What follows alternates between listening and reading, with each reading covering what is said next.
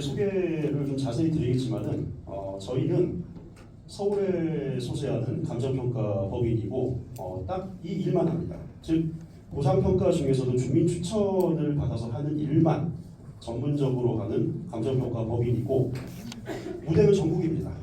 부산을 비롯해서 대구, 광주, 전주, 권역까지 대전 물론이고요. 전국을 상대로 저희가 주민들을 위해서만 이렇게 일을 하는 감정평가 법인입니다. 오늘 제가 대략 1시간 정도 제 설명하고 여러분들 질의응답 포함해서 대략 1시간 정도 생각을 하고 있는데 결론은 명확합니다. 여러분 7거래가 이상으로 보상 받으셔야 되겠죠? 7거래가 이상입니다. 첫 번째. 두 번째 209 결과 나와있죠? 209 이상 받아야죠. 그죠? 그 두 가지가 붙습니다. 여러분 간단하죠? 자, 거기에 대한 전략들을 제가 말씀드릴 거고 그동안 저희들이 걸어왔던 길을 간단히 말씀드리는 그런 시간이 될 것 같고 제가 대략적으로 한 40분 정도 설명드리고 한 20분 정도 여러분들 질문을 받으면 1시간 정도 시간이 구성될 것 같고 혹시나 개인적으로 질문하고 싶다 그럼 제가 끝난 이후에 남을 테니까 개인적으로 질문하셔도 상관없습니다. 시작하도록 하겠습니다. 자, 주민추천 보상만 전문으로 하는 아시아감정이고요. 저희 아시아감정은 본사는 서울 삼성동에 있습니다. 그리고 보상평가팀만 따로 꾸렸는데 저희는 보상평가팀은 충남 분당에 있습니다. 평가자 수는 5명, 직원 10명 되는 작은 회사예요. 근데 5명의 평가자들이 전부 다 주민추천에 특화되어 있는 특공대 같은 그런 평가 조직입니다.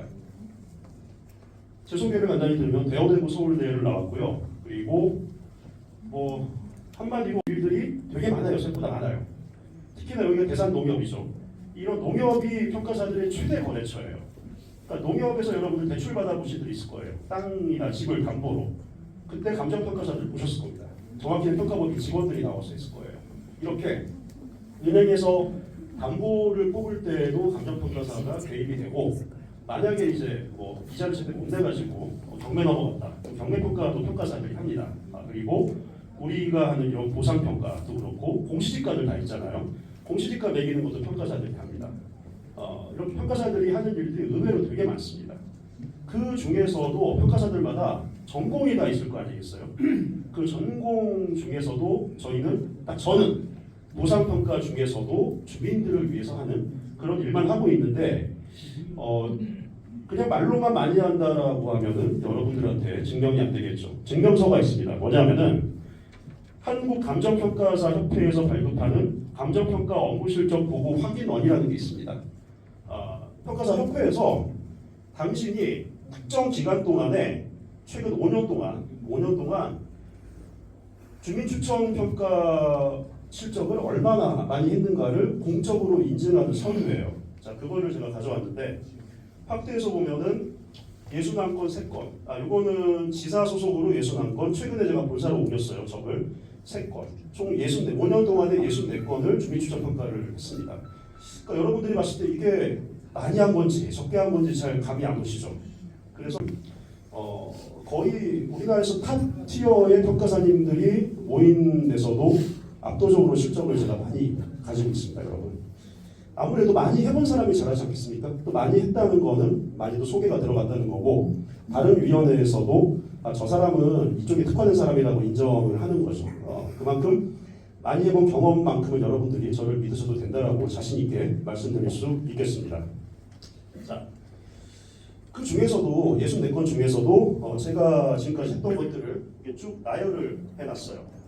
기억나는 것들이 여러 가지가 많이 있는데 뒤에도 잘 들리시죠? 괜찮습니까? 예.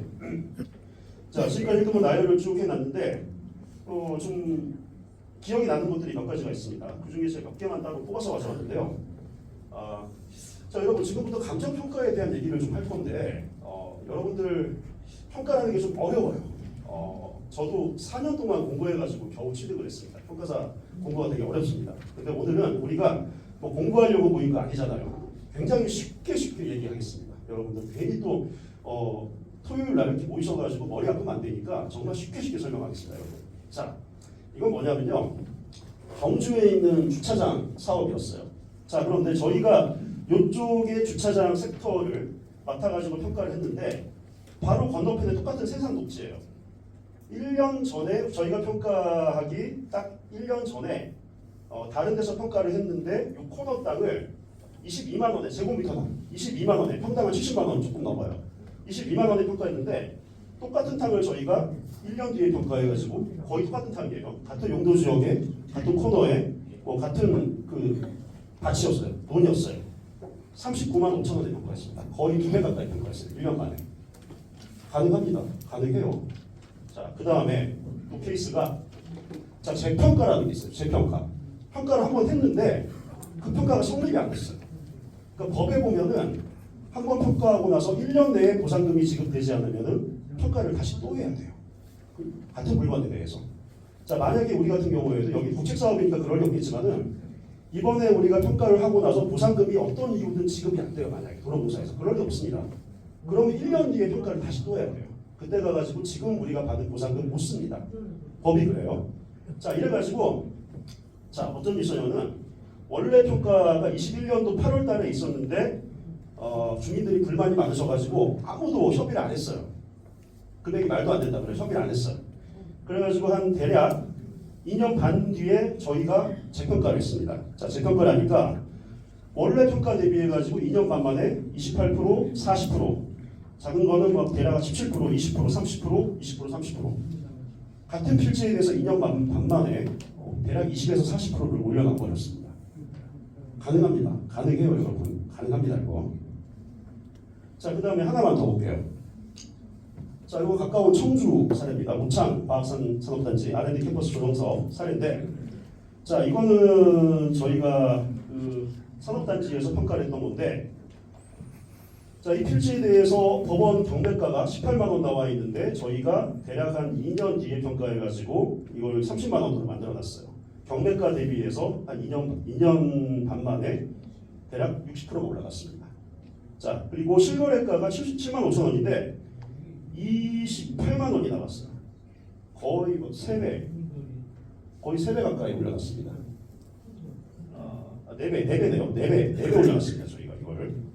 그 다음에 은행에서 보상평가가 10만 원짜리 땅을 요거를 2.5배 올려가지고 25만 원 정도 올려놨습니다. 그 다음에 실거래가 21년도 7월 달에 14만 원 나온 게 20만 원. 요건 적게 올랐네요. 40%. 그렇습니다, 여러분. 자, 이렇게 여러분들 평가사 선정 잘 하시면요. 그 매매하는 것보다 훨씬 많이 나올 수 있습니다, 여러분. 실제로 그런 사례들 저희 많이 가지고 있어요. 예. 자, 유사한 사례 하나만 보여드릴게요. 지금 이제 저희가 걸어왔던 길들을 보여드리고 있는데 유사한 사례 하나 보여드릴게요. 자, 이건 뭐냐면은 화성, 경기도 화성에 있는 이것도 82번국도의 도로 확장 사업이에요. 82번국도가 워낙에 그 교통 수요가 많아가지고 2차선 도로를 4차선으로 그 넓히는 작업이에요. 근데 우리하고 유사한 우리 고속도로지만은 우리는 지금 공구가 5개 있잖아요. 자, 그 중에서 209가 이미 결과가 나와 있죠. 그죠? 평가를 1년 전에 했죠. 여기도 마찬가지예요. 공구는 여기가 여기서부터 여기까지가 구간인데 여기는 세 공구로 나눠져 있고 여기까지가 1공구, 여기가 2공구, 여기가 3공구인데 1구간이 먼저 평가하는 상태에서 저희가 2구간을 맡아서 평가를 했어요. 자, 결과가 어떻게 나왔느냐? 참고로 공시지가나 메인 그 시가지는 이쪽 1구간에 있었습니다. 1공구에 있었어요. 이쪽에 온천이 있어가지고 상업지역이 몰려 있었습니다. 그리고 창남 IC가 바로 여기잖아요. 그러니까 누가 봐도 1구간이 제가 맡은 2구간보다 공시지가나 지가 수준이 높았어요. 근데 이 구간을 저희가 맡아가지고 이때도 그랬어요. 이때도 1구간에 그 대일감정이라는 데서 맡으셔가지고 주민추천을 맡아가지고 평가를 하셨는데 여기도 결과가 나쁘지 않다라고 소문이 났습니다. 그래서 그 대일감정에서 2구간 쪽으로 넘어오려고 했어요. 주민추천 받아가지고. 근데 저희가 제동을 걸었습니다. 저희가 잘할 수 있습니다. 라고 해가지고 제동을 걸고 저희가 평가했어요. 자, 결과를 대략적으로 말씀드리면 이거는 이제 1구간의 공시지가 보정률이에요. 자, 여러분 이거는 이제 그 원래 기존의 1구간 1공구에서 평가했던 것의 공시지가 대비 배율이에요. 그러니까 공시지가 대비해서 2.1배, 2.2배, 2.4배, 2.2배. 그러니까 보니까 가장 낮은 게 1.59배, 1.6배. 주민추천 평가사님 그 감정수 그대로 따온 거예요.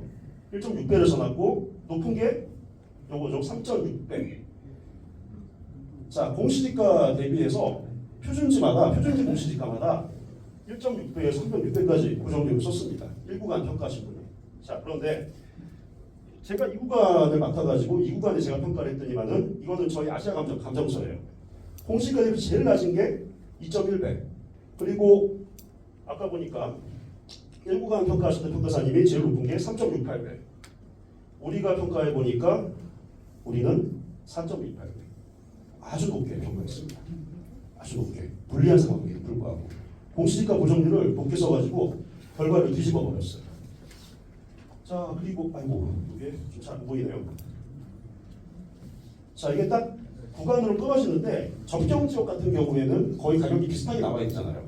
우리도 온산리에 보면은 접경이 209하고 109하고 접경이 있죠. 자, 접경 지역에 전이 61만 원, 대지가 108만 원 나왔어요. 잘 안 보이시죠? 그런데 제가 대지를 120만 원, 이게 80만 원이 81만 원인가요? 이렇게 제가 평가를 했습니다, 여러분. 예. 아, 이거 해상도 문제니까 뭐 그런 생각 없을 것 같습니다. 자, 그리고 공장용지 같은 경우에도 1구간이 대략 100만 원에서 100만 원 초반, 100만 원 정도에서 80만 원 이렇게 나와 있는데 제가 평가한 건 거의 120만 원대가 나왔어요. 공장용지가 많아가지고 뭐 전부 다 비교할 수 없으니까 필지가 너무 많으니까 400필지 되거든요. 자, 우리는 대략 한 360필지 정도 되죠. 400필지를 다 볼 수 없으니까 대표적으로 공장용지만 본 겁니다. 1구간에서 공장용지가 대략 100만 원 내외 제곱미터는. 우리는 제가 한 거는 120만 원 내외 정도, 거의 20%가 올려서 나왔어요. 자, 그래서 지금 이걸 보여드린 이유는 지금 우리랑 아주 비슷한 상황이에요. 그리고 이 결과가 나온 게 불과 2달 전이에요. 얼마 안 됐습니다. 자, 같은 공고, 같은 사업에 바로 이어진 구간일지라도 평가사를 교체해가지고 정말 잘하는 평가사를 쓰시면은 기존의 평가 대비 뒤집을 수가 있어요, 여러분. 근데 만약에 여기에 주민들이 그 대일강정 평가사님을 다시 한번 신뢰를 해가지고 했다. 그러면은 자기가 자기를 부정 못합니다. 기존에 1구간 평가한 거 있잖아요. 그거에 대비해서 같은 사람이 같은 결과를 내야 되겠죠. 확 뒤집어서 올려요. 그럼 그 사람 109 주민들한테 몰매 맞습니다. 안 그렇겠습니까? 그죠? 근데 저는 뭐 1구간 사람들, 109 사람들 모르잖아요. 저 209만 이제 일하면 되겠죠. 자, 그렇기 때문에 솔직히 알고 있습니다. 209에 하신 그 평가 법인이 어딘지 알고 있고 팀 평가사를 또 선정하시면요, 그 사람은 기존에 했던 거에 준해서 갈 수밖에 없어요. 자기가 자기 부정을 못해요. 내리지도 못해요. 올리지도 못해요. 거의 자기가 했던 그대로 갈 수밖에 없습니다.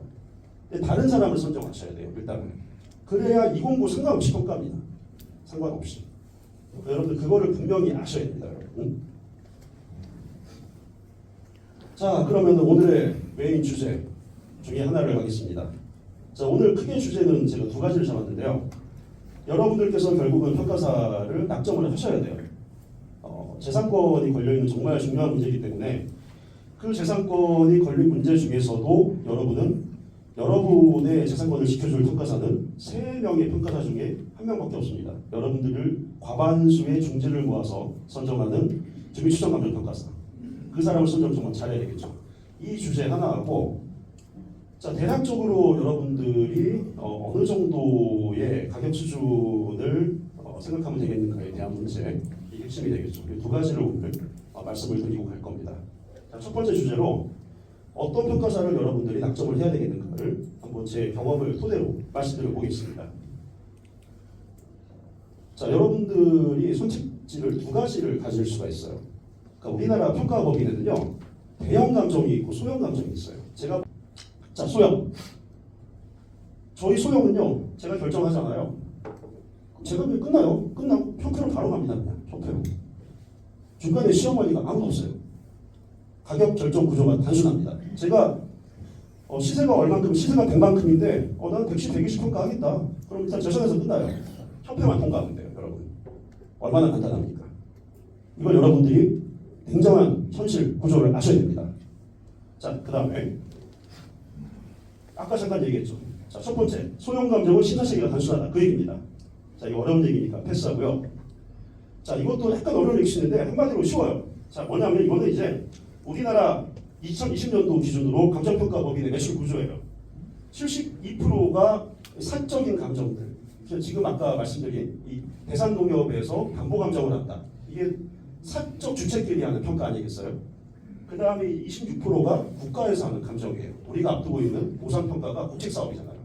국가에서 하는 감정이 4분의 1, 4분의 3이 그 사적인 주체끼리 일어나는 감정이에요. 자, 그런데 이 중에서 대략 45%, 전체 72% 중에서 대략 요만큼 반 정도가 거의 담보평가예요. 대산농협에서 발주하는 이런 담보 같은 담보평가예요. 여러분, 시중에 은행 얼마 남았습니까? 그 지역 농협 축협 생활공고 얼마 남았습니까? 거기 대출할 때마다 평가를 많이 해야 돼요. 자, 이러한 평가 수요가 전체 평가 수수료 중에 거의 45%인데 저희 아시아감정 자본금 2억 7천이에요. 2억 7천짜리 대출 사고 나면 저희 회사 거덜납니다. 그 말은 저희 같은 소형 감정은 담보를 못해요. 45% 시장을 저희는 날리는 겁니다. 대형 감정만 해요. 대형 감정만. 대형은 자본금이 300억 넘어가거든요. 그런 데는 사고가 터져도 웬만큼 배상을 할 수가 있습니다. 그래서 은행들은 대부분 다 대형 감정에게만 이 일을 줘요. 자, 그러면은 저희 같은 소형 감정은 평가 시장의 반을 잃고 시작을 해요. 나머지 중에서 보상 26% 중에서 보상이 대략적으로 보면은 요거밖에 안 돼요. 대략 10%밖에 안 돼요. 전체 시장의 10%가 보상이고, 그렇죠. 우리한테는 전체 시장의 거의 20, 30%가 보상이 세고예요. 그리고 평가는 세 군데 주체에서 하죠. 우리도 세 군데서 할까. 그래서 저희 같은 소형들 입장에서는 준비 추천에 목숨 걸 수밖에 없고, 제가 여기서 잘 해야 인근의 충남권의 다른 준비 추천 또 일을 할 수가 있고, 또 인근의 산업단지 얼마나 많습니까? 앞으로도 개발 계획 많이 있지 않습니까? 자, 이런 것들을 제가 충남권에서 잘 해야 주변에 소문이 나기 때문에 목숨 걸 수밖에 없습니다. 평판에 목숨 겁니다. 그러니까 소형 입장에서는 평판에 목숨 건다. 그리고 준비 추천은 굉장히 중요한 사업이다. 대형 입장에서는 여러 업무 중에 하나일 뿐인데 소형은 그렇지 않다. 자, 그런 장점이 있습니다. 자, 또 얘기했고요. 자, 그다음 마지막에까지 고민을 하실 수 있어요. 그러니까 지역 사정을 아는 사람이 잘하지 않냐라는 건데, 제가 아까 사례를 말씀드렸죠. 그리고 제 그 필모그래피, 제 그 이력들 보면은 지방이 대부분이에요. 성과가 좋다고 말씀드렸죠. 자, 지역에 있는 평가사님 이럴 거예요. 아, 여기는 이 충남, 특히 서산은 지역성이 강하기 때문에 다른 지역 평가사가 들어오면은 협상이 안 된다. 아, 근데 어차피 평가사 서산 출신 얼마나 됩니까, 여러분? 서산 출신은 별 필요 없어요, 솔직히. 자, 반대로 만약에 저 같은 서울 소재 평가사는 아니, 반대는 생각 안 하냐? 네가 남이냐? 야, 좀 가격 낮게 하자. 예산 낮게 해야 돼. 이렇게 후속 당할 수도 있잖아요. 반대 경우도 있잖아요. 그죠? 지금 생각하셔야 돼요. 그러면 누구 말이 맞는가? 그럼 성과를 보여주는 사람이 맞겠죠. 저는 아까도 설명드렸고 지방에서 정말 많은 성과를 냈습니다. 지역세 필요 없어요. 평가는 필요 없습니다. 지역세 필요 없고 협상력이 뛰어난 평가사, 많이 해본 평가사 장땡이에요, 여러분. 그러니까 저는 얼마든지 지역에 침투해가지고 지역에서도 상대방 평가사, 지역 출신 사업 시행자 쪽 평가사한테 포섭당하지 않고 제 소신대로 평가를 지금까지 많이 해왔습니다. 그래서 이건 여러분들이 뭐가 답이다기보다도 결과를 보고 생각을 하세요. 근데 저는 결과로 분명히 여러분들한테 증명을 할 수 있다고 생각을 합니다. 자, 그 다음 내용인데 지금 절차에 대해서 여러분들 앞으로 어떻게 수용이 흘러갈지 잘 모르시죠, 여러분? 아니면 저기 혹시 도로공사 설명회에서 들어보셨습니까? 수용 절차? 간단히 해드릴까요? 5분 내로 간단히 하겠습니다. 자, 앞으로 이제 이렇게 올라갑니다, 여러분. 지금 보상 공고를 앞두고 있죠. 자, 보상 계획 공고가 나면은 그때 이제 이렇게 그 설명이 붙을 겁니다. 자, 어디 필지가 대상이고 그 필지의 지주들께서 중지를 모아가지고 평가사를 한 명 선정해 주세요라는 내용이 내려옵니다. 자, 그러면은 평가사가 3명이 선정이 됩니다. 주민추천평가사, 사업시행자 선정평가사, 그리고 도시추천평가사 선정이 되어가지고 일단은 여러분들 필지를 하나하나 다니면서 평가를 합니다. 대략적으로 필지 규모를 보니까 현장 조사하는 거는 한 2주 정도 걸릴 것 같아요. 한 10일 정도 걸릴 것 같아요. 자, 이렇게 해가지고 현장을 다 본 다음에 각자 법인으로 돌아가가지고 이제 평가를 하고 초안을 서로 맞춥니다. 이 초안은 여러분들 들어보신 분 들어보시겠지만은 10% 안에 들어가야 돼요. 그러니까 A, B, C 법인이 있는데 제일 높은 A 법인하고 제일 낮은 C 법인. 제일 높은 데 당연히 주민추천평가사가 제일 높겠죠. 그리고 제일 낮은 거는 당연히 도로공사 선정한 사업수익자 평가사가 제일 낮겠죠. 그 법인의 가격이 총액은 물론이고 여러분 하나하나의 필지 가격마다 전부 다 10% 안에 다 들어가야 돼요. 그걸 일단은 맞춰야 됩니다. 그 과정에서 평가사의 마법이 들어가는 거고 그거를 잘하는 평가사를 여러분들이 선정하셔야 되는 거예요. 여러분. 자, 어떤 분은 좀 이렇게 약간 패타하게 생각하시는 분들도 있습니다.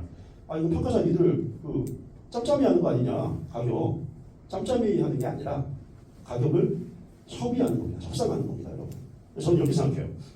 주민추천평가사는 감정평가사이기 전에 본질상 협상가입니다. 협상가. 여러분 얼마 받고 싶으세요? 오케이. 자, 그 정도 제가 최대한 해드리겠습니다. 나는 협상가라고 생각합니다. 협상가. 자, 그래서 상대방 평가사하고 여러 가지 스킬을 가지고 싸웁니다, 여러분. 말로 싸웁니다. 말로. 점잖게. 자, 변호사들 같은 경우에는 법정에서 법리 가지고 공방을 하죠. 저희 감정평가자들 같은 경우에는 데이터를 가지고 점잖게 싸웁니다. 그 데이터는 주변의 실거래가, 209의 보상설례, 그리고 인근의 보상설례, 그리고 우리 평가했던 대산동역에 평가했던 당구평가 전례 이런 것들 가지고 상대방 평가사하고 데이터 가지고 서로 토론을 하는 겁니다. 그러면서 갭을 점점 좁혀가지고 10% 안으로 들어가는데 그 갭을 좁힘에 있어가지고 제가 생각하는 가격으로 끌어올리는 게 그게 기술이 되겠죠. 근데 만약에 반대로 사업시행자 평가사 쪽이 더 우세하다. 그럼 낮은 쪽으로 10%로 수렴이 되겠죠. 그런 구조입니다. 그래서 평가 선정을 여러분들이 잘 하셔야 된다는 이유가 바로 그렇습니다.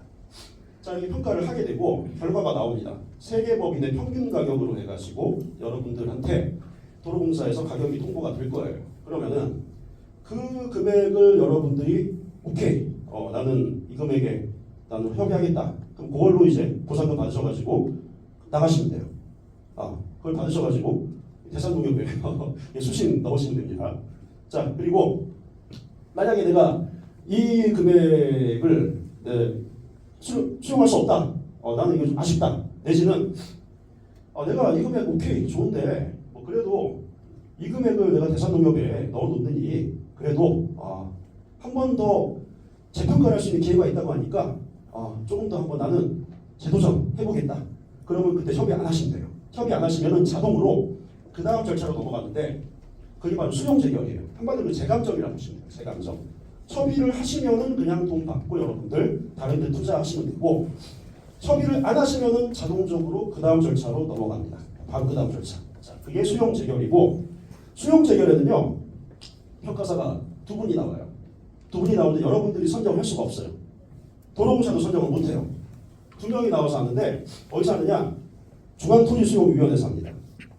원래는 이 작은 사업 같은 경우에는 충남도청에서 평가사를 선정을 하는데 거기에 있는 지방토지수용위원회에서 하는데 여기는 사업시행자가 전국적인 국책기관이잖아요. 한국도로공사. 도로공사는 워낙 큰 기관이기 때문에 아예 애초부터 국가에서 관리를 해요. 세종시에 있는 중앙토지수용위원회 국가 단위 거기에서 평가사를 둘을 선정해서 내려보내는데 다 충남권에 있는 평가사가 선정이 됩니다. 임의로 뺑뺑이로 누가 나올지 몰라요. 그 평가사님이 나와서 객관적으로 여러분들의 평가가 좀 낮다 그러면은 적정하게 정상적으로 얼마라도 증액이 될 겁니다. 그러면은 이제 그 평가 결과가 나오면은 그 금액을 여러분이 규제사에 받으시면 되는 거예요. 요 기간은 대략 평가 기준으로 보면은 대략 한 반년 정도 걸립니다. 첫 번째 평가하고 두 번째 평가까지 한 반년 보시면 돼요. 자, 일단 금액을 받았어요. 여기서 공탁이 걸립니다. 안 받으셔도 공탁이 걸려요. 자, 금액을 받으신 다음에 한 번 기회가 더 있어요. 한 번 더. 똑같이 세종시에 있는 중앙토지수용위원회에서 한 번 평가를 더 합니다. 그러면은 이미 돈을 받은 상태에서 금액이 얼마라도 또 올라가요. 또 올라갑니다. 그러면 이 차익이 있겠죠. 올라간 차익이 있겠죠. 좀 차익만 마지막으로 또 수렴하시면 되는 거예요. 이때 또 이제 두 번째 평가하고 세 번째 평가의 기간은 역시 한 6개월 걸립니다. 그럼 첫 번째 평가 결과가 나오고 나서 대략적으로 여러분들이 협의를 하시면은 그대로 그냥 여러분 돈 받아서 다른 데 투자하시거나 농협에 입금하시거나 그렇게 하시면 되는데 만약에 여러분들이 나는 재도전하겠다 생각하신다면은 대략 6개월 뒤에 증액된 금액을 받으신다고 보면 되고 그리고 나서 한 번 더 또 증액된 게 있으면 그 차익만큼 또 6개월 뒤에 한 번 더 증액을 돼서 받는다라고 생각을 하시면 됩니다. 그렇게 이해하시면 간단합니다, 여러분. 자, 이거 같은 내용 제가 좀 이렇게 쉽게 정리를 해놨고요. 자, 그 다음에 좀 이제 오늘 주제에 또 하나 들어가겠습니다. 자, 여러분. 우리가 평가를 공부하려고 모인 건 아니지만은 그래도 기본적인 거는 하나만 제가 딱 말씀드릴게요. 딱 어려운 이게 제일 어려워요. 지금 말씀드리는 게. 그래도 여러분 아무리 어려운 게 싫어도 우리 재산권이 걸려 있잖아요. 기본적인 걸 알아야 되겠죠. 다 이거 하나 말씀드릴게요. 우리나라의 보상평가는요, 공시지가 기준평가예요. 공시지가는요, 우리 동네에 보면은 대략은 뭐 한 100필지 내지 50필지마다 그 기준 대장이 되는 필지가 하나 있어요. 그게 표준지 공시지가입니다. 여러분들 땅마다 전부 다 그 개별 공시지가 다 가지고 있잖아요, 그죠? 근데 그 중에서 표준지라는 게 있어요. 표준지. 그 모든 땅 중에서 이 땅이 가장 표준이 된다. 가장 이 주변의 땅들 중에서도 이 땅이 그래도 가장 그 다른 땅들의 평균적인 상황을 반영하고 있다. 이런 것들을 국가에서 표준지로 지정을 해놨습니다. 보상평가는요, 그 표준지를 기준으로 내 땅하고 비교해서 평가를 하는 거예요. 그러니까 표준지가 예를 들어가지고 평당 뭐 100만 원이다. 그러면 이제 그 땅하고 내 땅하고 우세 열세를 비교해가지고 평가를 하는 그런 방식이에요. 무조건 표준지를 잡아놓고 그 땅과 내 땅을 비교를 하는 겁니다. 자, 그러면은 그 땅에 대비해서 뭐 우세 열세 이거는 사실 뭐 표준적인 땅을 선정을 한 거기 때문에 우세 열세는 크게 차이가 안 나요. 가장 중요한 게 뭐냐면은 아까 제가 잠깐 서두에 언급을 했는데 표준지가 시세가 아니잖아요. 공시지가가 시세가 아니잖아요. 굉장히 토막이 많이 나지 않습니까? 그죠? 특히나 이렇게 지방의 연 단위, 리 단위까지 내려오면은 공시지가 현실화율이 굉장히 낮아가지고 공시가 여러분들 대부분 뭐 제곱미터당 10,000원, 20,000원 그렇잖아요. 그죠? 평당으로 하면 뭐 40,000원, 50,000원 그 정도 하지 않습니까? 그죠? 그죠? 대시는 그래도 좀 낮죠. 좀 더 높죠. 근데 대시 별로 없잖아요. 지금 거의 전담 미비하지 않습니까? 여러분?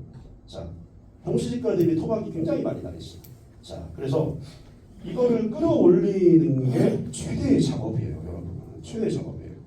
아까 제가 공시지가 보정을 보여드렸죠. 81번 국도 제가 하면서 수도권은 그나마 현실화율이 많이 돼가지고 109에 평가했던 평가사님이 80번 국도 아까 제가 보여드렸던 거 대략 공시지가 1.6배에서 뭐 3.7배 정도 썼는데 저 같은 경우 2.1배에서 뭐 4.5배 이상 이렇게 썼다고 말씀드렸죠.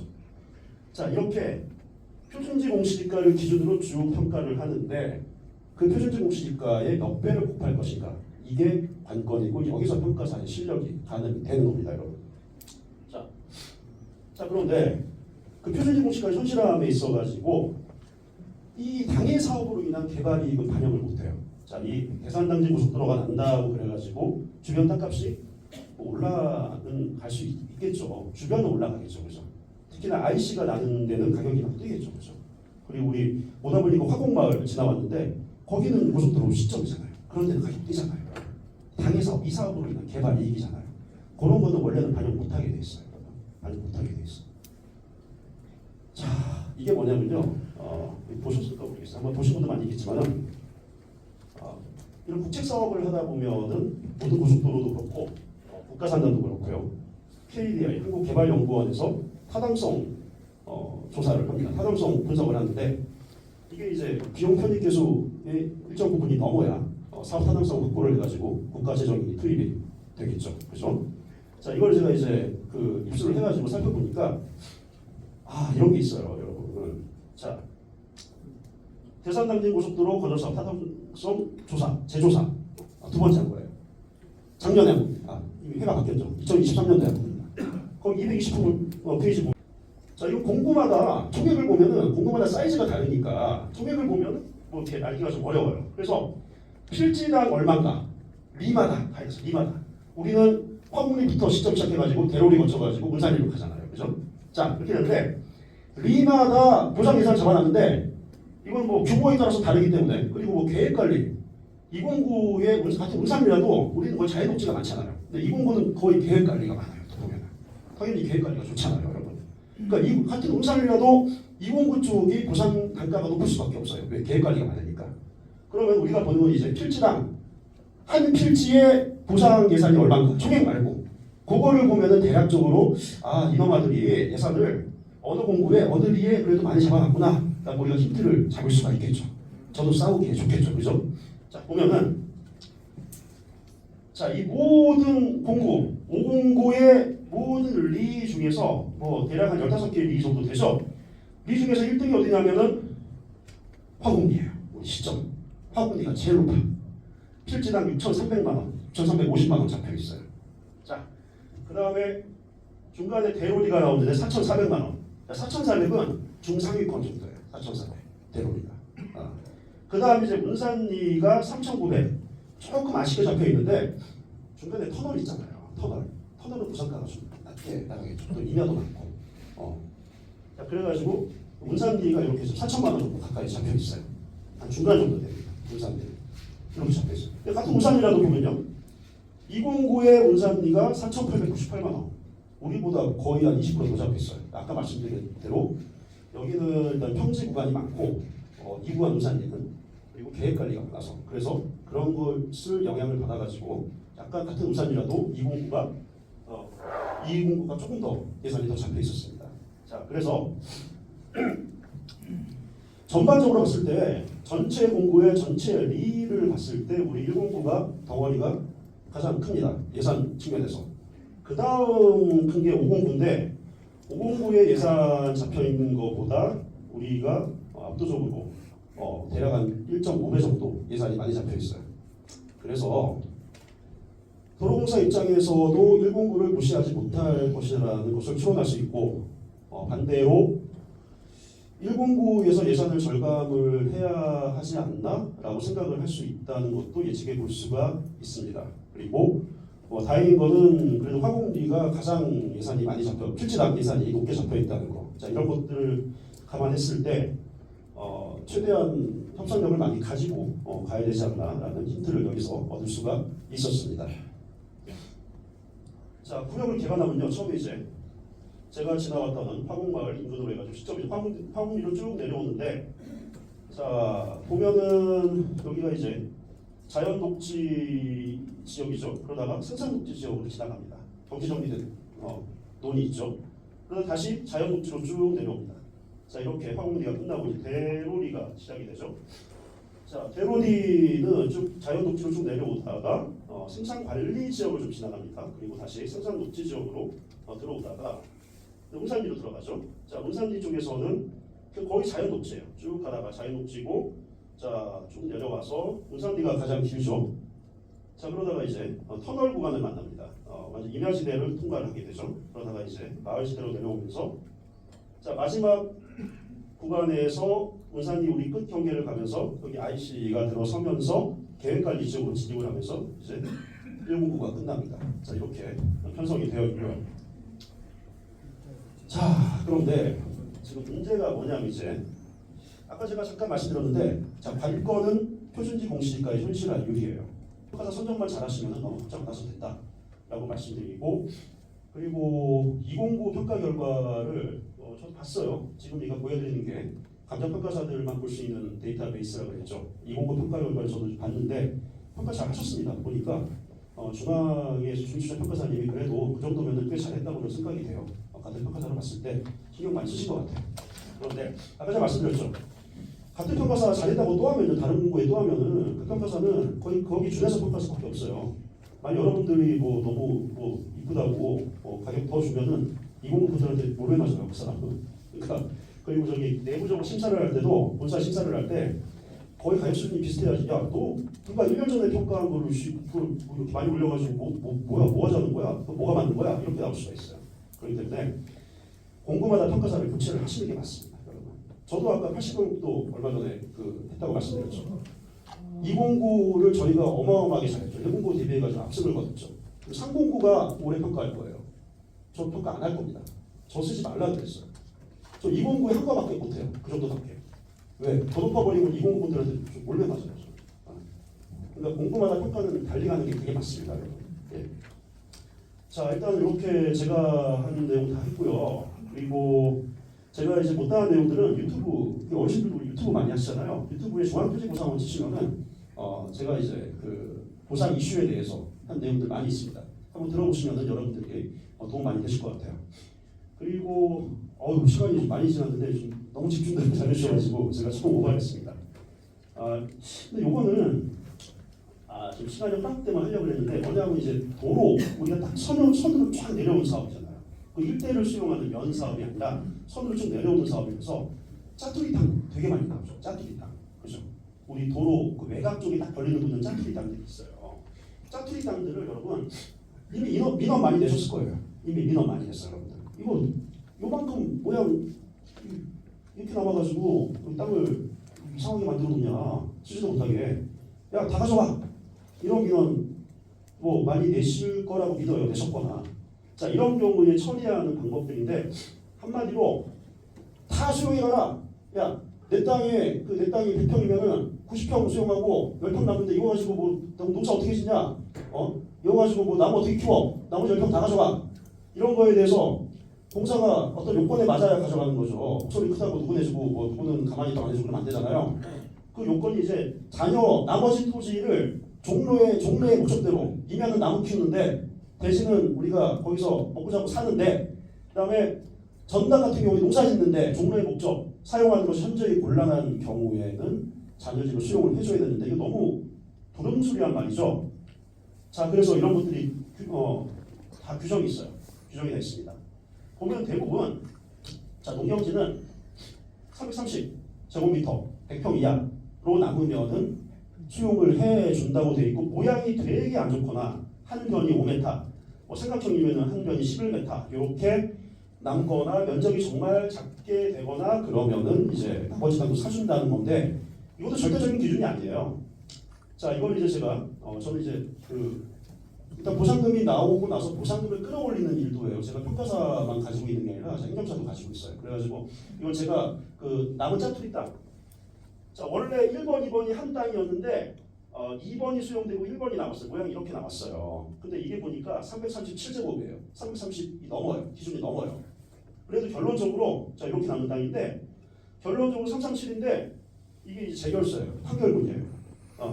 현저히 곤란한 건 판단되고 사업시행자도 오케이 수용해줄게. 그러니까 절대적인 기준은 아니다. 330제곱이 기준. 아까 보여드린 건 뭐냐면은 토지보상법에 별표라고 별도의 기준표가 있어요. 거기에 보면 이 잔여지가 현저히 곤란할 경우에는 잔여지를 사업시행자가 추가로 사간다고 되어 있는데, 그 사간에 있어가지고 현저히 곤란한 걸 누가 판정하냐? 아까 제가 보여드린 기준들, 그 땅 모양들, 이거를 별표를 규정해놨고 거기 보면 330이 안 돼야 된다 그러는데 이거 넘잖아요. 넘는데도 수용을 했습니다, 여러분. 그러니까 이건 케이스 바이 케이스 여러분들 생각하시면 되고, 제가 나눠드린 유인물에 다 있으니까 한번 읽어보시고 본인이 해당되는지 한번 살펴보시고, 만약에 궁금하다 그러면은 평가사가 평가를 할 때 나 현장에 입회하겠다 얘기를 하시고, 그리고 이제 평가사한테도 얘기를 하시고, 그거는 평가사가 판단하는 게 아니에요. 평가사가 판단하는 게 아니라 사업시행자가 판단하면서 야, 땅 이렇게 나는데 이거 왜 안 사가냐? 그리고 제가 나눠드린 기준이 있죠. 그걸 보면서 조목조목 잘 따지세요. 그럼 제가 옆에서 도와드릴게요. 제가. 옆에서. 아무리 제가 전문가잖아요, 여러분. 그렇게 처리하시면 될 것 같아요. 일단 제가 준비한 거 다 마쳤고요. 웬만하면 제가 시간 다 멈추라는데 너무 우리 아버님 너무 집중 잘하셔가지고 제가 시간 많이 넘겼습니다. 질문 받을게요.